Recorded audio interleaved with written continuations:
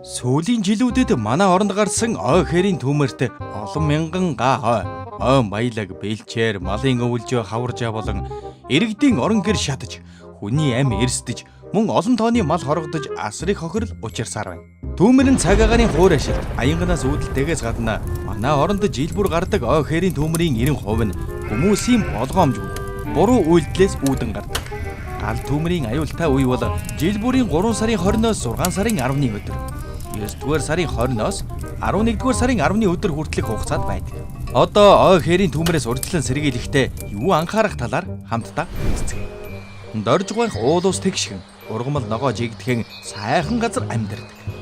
Тэдний үнсээ тусгайлан бэлдсэн таглаатай төмөр савнд хийж зайлшсан. Харин энэ хингуй ашигл ил задгаа асгаад байвал цог нь хийсээд төмөр гарах аюултай. Орон нутгийн иргэд малчид гэр байшин малын хашаа сарвчны иргэн тойронд хамгаалтын шорон зурвас татах хэрэгтэй. Иргэнийхээ үргийг ухамсарласан доржгоо шиг ингэж шорон зурвас татснаар амь нас эд хөрөнгө мал байгалийн баялгаа галын аюулаас хамгаалж чадна. Харин нөгөө хингуй бас л шорон зурвас татсангүй.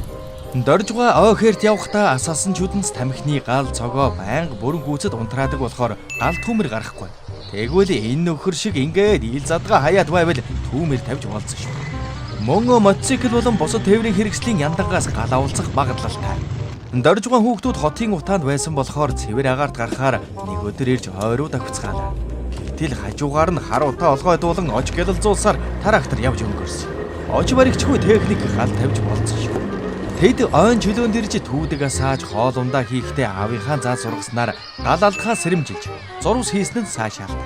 Амарч зугааж байгаа бусад хүмүүс төлсөн галаа унтраалгүй орхижээ. Ингэж хэрхэвч болохгүй.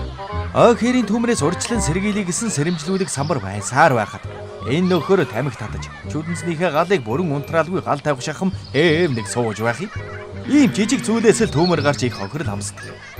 Ногоон бүсэд үйл ажиллагаагаа явуулдаг нөхөрлөл аж ахуй нэгжин түүмрийн хуур ашиглалтын үед мод бэлтгэхдээ хөдөлмөр хамгааллын аюулгүй ажиллагааг сайтар хангаж учирч болзошгүй түүмрээс өөрийгөө болон бусдыг хамгаалж байна. Харин хууль бусаар мод бэлтгэж байгаа энэ нөхдүүд энэ шаардлагыг хангаж ажиллахгүй. Ой хэрийн түүмрээс урьдчилан сэргийлэх зорилгоор хамгаалтын шорон зурвас татаж түүмэр унтраах багж хэрэгслийг нөхөрлөл аж ахуй нэгжүүд манд зайлшгүй бэлтгэв. Гэтэл нөгөө нөхдүүд зурвасч таталгүй. Түүдэг галаа тойруулан хамгаалалт хийлгүй. Налаагаа цууж байгаа нь үнэхээр буруу. Галын аюулгүй төхөөрөмжөөр тоноглоогүй тээврийн хэрэгслээр зорчдгүйг тэд сайн мэддэг болохоор машин техникээ зөв тоногложээ. Харин хууль бусаар мод бэлтгэдэг нөхдүүд аюулгүй байдлыг хангаагүй машинаар сүнгэн үржилж явах юм. Ингэж болохгүй дээ.